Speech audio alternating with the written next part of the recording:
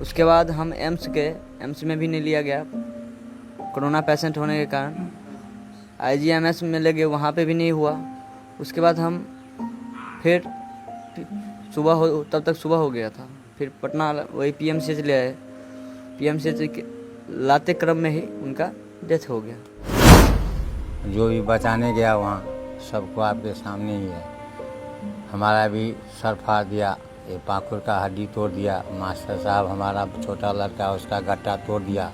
हमारा पोता नीतीश कुमार है, उसका भी सर फाड़ दिया। उसकी दादी है, उसका भी कलाई तोड़ दिया। हमारा चचेरा भतीजा है, उसको भी 4 लाठी डाल दिया। छोटा पोता है, आँख के पास उसको पूरा दाग है सर। इस प्रकार से टोटल आदमी को जब तक 10 मिनट हुआ इतने समय में समाप्त हो। कितने लोग थे वो लोग? उसके परिवार के छोटे बच्चे जो हथियार नहीं थाम सकते थे, उसको छोड़ करके औरत और मर्द जितने भी थे टोटल के टोटल थे। मामला दरभंगा के अलीनगर थाना क्षेत्र के कुमरोल गांव का है। जानकारी के मुताबिक पूर्व से ही एक ही खानदान के 2 पक्षों में ज़मीनी विवाद था।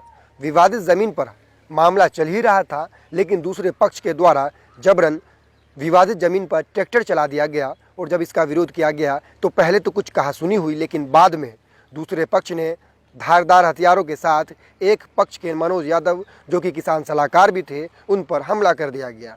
इसके अलावा बीच बचाव में जो भी लोग आते गए सभी पर हमला किया गया।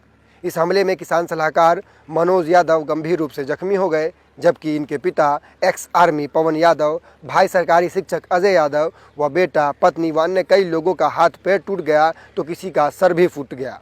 फिलहाल परिवार के सभी लोग सुरक्षित हैं, लेकिन परिवार का बड़ा बेटा किसान सलाहकार मनोज यादव 4 दिनों के ज़िंदगी मौत के संघर्ष में जंग हार गए।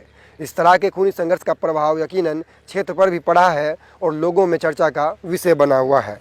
हमारे इस हाथ पे जो है ना, कम से कम ऐसे मुंगरी था, उससे 7-8 बार मारा, जिसके बाद फ्रैक्चर हो गया।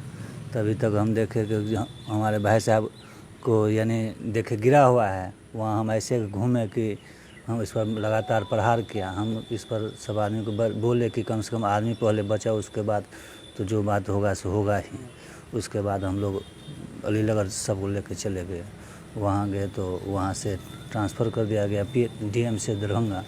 वहाँ सबका ट्रीटमेंट हुआ और उसके बाद जो है यथास्थिति सब आपके सामने है। देखिए, यहाँ पे किसान सलाहकार थे जो मृतक हैं, उनके पिताजी एक्स मिलिट्री हैं, उनके छोटे भाई टीचर हैं। तो जो ज़मीनी विवाद था तो इसमें आपस में सुलह कर लेना चाहिए था, कोई भी आदमी हो। हालांकि अब तो जो होना था तो हो ही गया है। अब हम यहाँ के प्रशासन से ही मांग करते हैं कि जल्द जितने भी आरोपी हैं जल्द से जल्द गिरफ्तार करें। जब तक हम लोग को 2 दिन का समय दिया गया था, आज लगभग पूरा हो रहा है, अभी तक गिरफ्तारी नहीं हुआ है। क्योंकि जहाँ तक हम लोग से बात हो रही है, प्रशासन पूरा सक्रिय है, सब जगह छापामारी भी कर रहा है, लेकिन वो संतोषजनक नहीं है। क्योंकि जब तक गिरफ्तारी नहीं होगा तब तक हम लोग को संतोष नहीं हो सकता इस तरह के मामला में।